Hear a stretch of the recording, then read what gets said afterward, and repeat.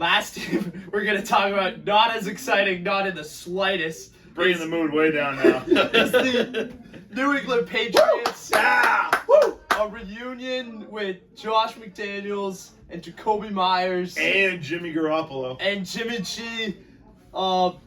Yeah, this is your season right here, boys. This is your Super Bowl right now, because after this you got Miami, you got Buffalo, and you're not winning that. So, what do you think about this matchup out west? Anybody else want to take it first? I'll take it. So, my God, after watching those last two games, I don't understand how you can have Mac at quarterback. I don't understand it. If you want to move ahead as a franchise, he's been benched the last two games. I understand it's not entirely his fault, but he has to take some of this blame. He won't even stand in the pocket. He's throwing every throw off his back foot, regardless if he has pressure or not. You see it. I understand he's facing a good defense, but you shouldn't be costing your team turnovers, points, field position. I'm not saying Zappe would be any better.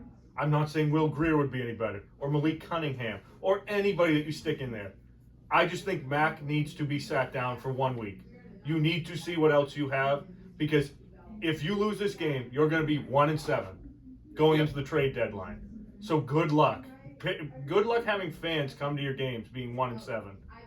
It's sad. I mean, you hear Gronkowski's been pretty vocal about Mac. Edelman's been pretty vocal about Mac, and just what's going on with the Pats in general. I mean, there's been rumors that Kraft is not too high on Bill anymore either.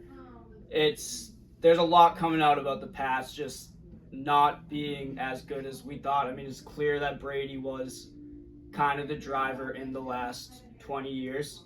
I don't know. I think Mac was very pampered with Alabama. Honestly, we talked earlier this week about whether we'd rather have Zach Wilson or Mac Jones.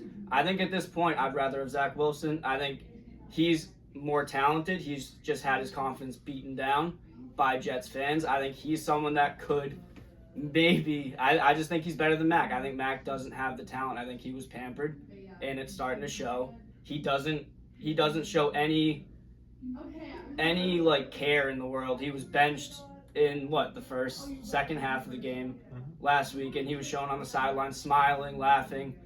If I was a quarterback that has not proved anything yet, I would not be smiling on the sidelines. I'll leave it at that. I'd be livid. Yeah. What was the point of picking Malik Cunningham if we're not even gonna use him? Where is he? Why are we using two quarterbacks that can't even get us a touchdown right now? Why not give somebody else a chance? I mean, Malik can run. He can throw, I'm assuming. I didn't watch any preseason, but I know a lot of people were high on him in the preseason. He can catch. Could be a Taysom Hill type.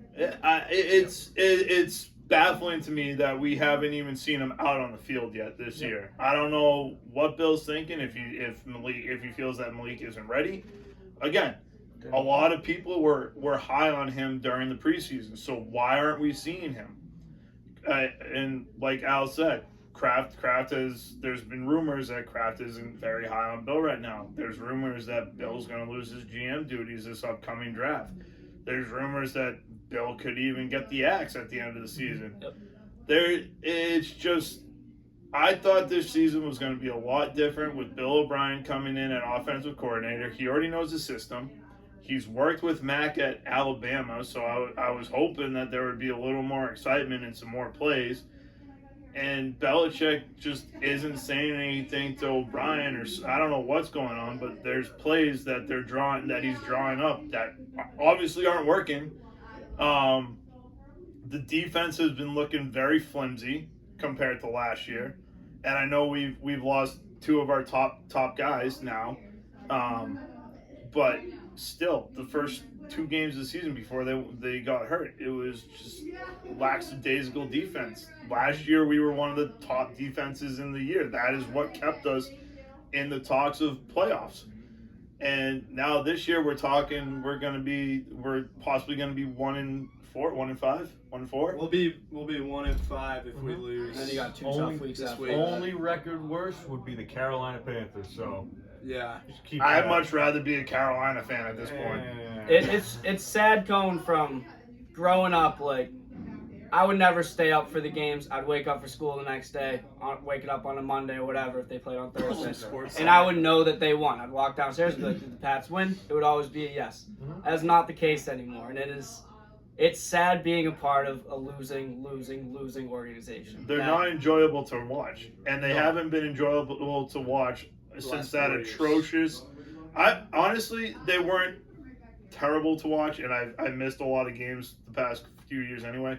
But like, they haven't been enjoyable to watch since that atrocious loss to Las Vegas last year, where Mac lost the ball, or they lateraled it, and then Jacoby Chandler Myers. Jones picked it up and ran it back for a touchdown. I have buddies that live in New York who root for the Jets, who root for the Knicks, and I used to make fun of them for rooting for their team to lose to get a higher draft pick, and that's what fans are saying now. That's what Gronk and Edelman have been saying. People are saying already just tank the season and hope for a high draft pick, which is sad. Sad to be Might as well a at this fan of a point. team. I mean, your point on Malik, when Mac Jones came out of the draft, he was labeled a finished product. And that explains why he was an All-Pro his rookie year. And then the Patriots broke him with the whole Patricia nonsense, and then this season, the same thing. I think Mac Jones is done. He's done as a New England Patriot. I mean, they're going to go 1-8 through the next few weeks, and that'll be it. That'll be all you see from Mac Jones. I think you have turnstiles for tackles right now. You have traffic cones for corners. It is a total mess on all sides. And you got to look at Bill for a lot of it.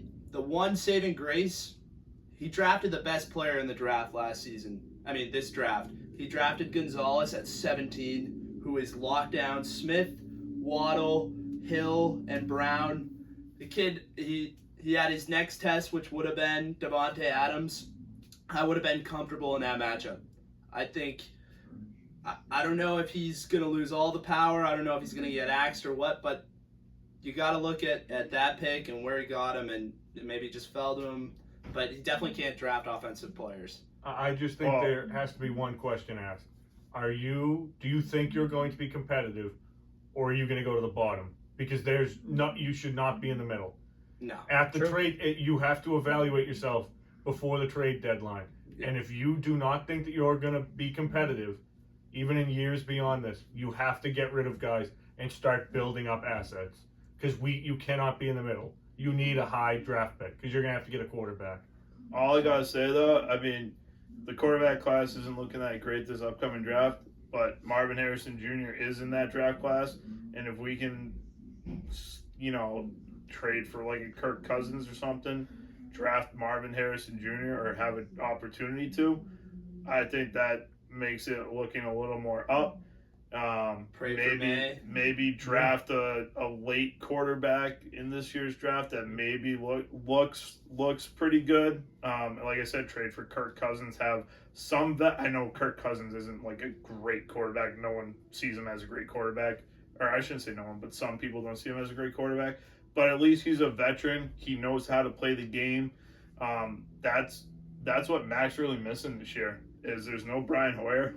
Yeah, I know. Pack your bags and go to the next team. Brian Hoyer, backup quarterback. But at least he knows the game. He's seen it behind Brady. He would be able to notice things, but you got Zappy. I mean, you've got five. Zappy doesn't know anything. You've got 5 legit quarterback prospects this year. You get Caleb Williams, Drake May, Michael Penix, Bo Nix, and I mean even like a J.J. McCarthy. So you get 4 legit guys, and you get guys with a couple questions. But I mean, like, these are guys you can build your franchise around, and In a quick break. We'll be right back. This is probably like 40 minutes. Yeah, Which is fine, so we're just going to throw it up on YouTube, but it's 102. Jesus. thank God that guy left, bro. That's mad weird. Okay. And we're back. And we're back. Finish it off, Matt. No, I was just gonna say that like you have to try to get those guys because you need a franchise quarterback. You can't just go by with just another guy unless you surround him with a ton of weapons like Tua. Last quick question from me. How much different do you think the season would be if the Pats really went after Lamar Jackson in the offseason? I think they'd be like contending for a playoff spot with Lamar. Mm-hmm. I think that is like I wanted them to go get him. I thought if you're not going to build the weapons or the line around Mac Jones, you have to go get a superstar playmaking quarterback, and Lamar Jackson would get you games with his legs and with his arm. Mm-hmm. But this is the world we live in. It's Bill Belichick's world, and we're just living in it. Yep. So we'll see what happens with the New England Patriots in Week 6. It's now or never for them. Nobody's coming, as their sweatshirts say, so you got to do it yourself. Good luck to you, and we'll talk to you next week. Take care, everybody.